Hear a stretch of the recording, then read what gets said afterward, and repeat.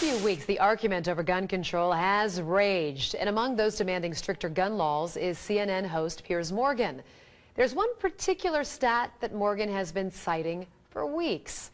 In our commitment to balanced news, Ben investigates the truth behind it in Reality Check.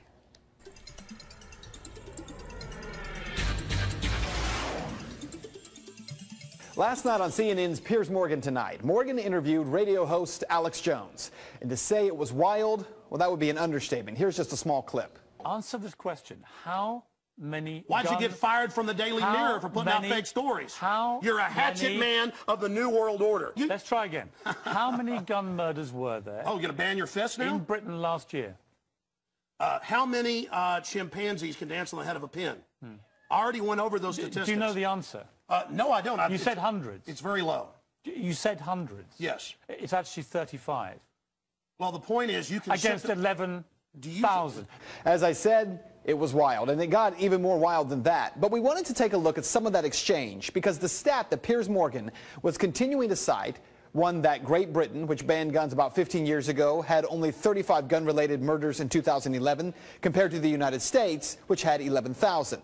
Let's start there, because that number is not correct. According to FBI crime stats for 2011, there were 12,664 homicides in the U.S. Of those, 8,583 were caused by firearms. But of those, 400 are listed as justifiable homicide by law enforcement, 260 justifiable homicide by private citizens. On the other hand, it is true that percentage-wise, Britain has a lower gun homicide rate. With a population of 62.6 million, Great Britain saw 59 gun-related homicides for 2011. Still not the 35 Piers Morgan keeps citing. But that shouldn't be surprising that the gun homicide rate in a country that bans guns would be lower than in a country where guns are not banned. Where the argument falls apart is when you attempt to claim that fewer guns equals less crime. The U.S. has the highest gun ownership rate in the world, an average of 88 guns per 100 people. That puts it first in the world for gun ownership. Yemen is second with 54.8 guns per 100 people.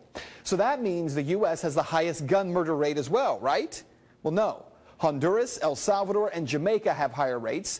So do 24 other countries.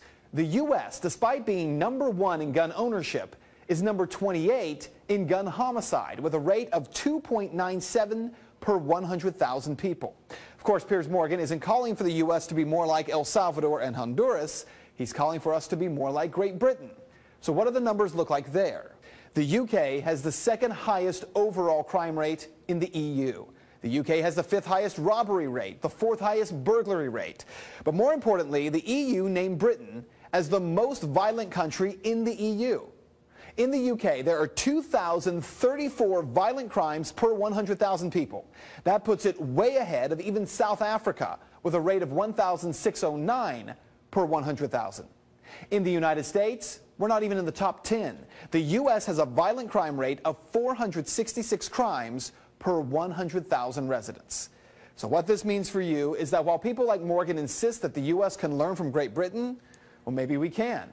What we might learn is that violent crime is not the result of a gun or any tool. It is the result of the heart of men and women. And that is Reality Check.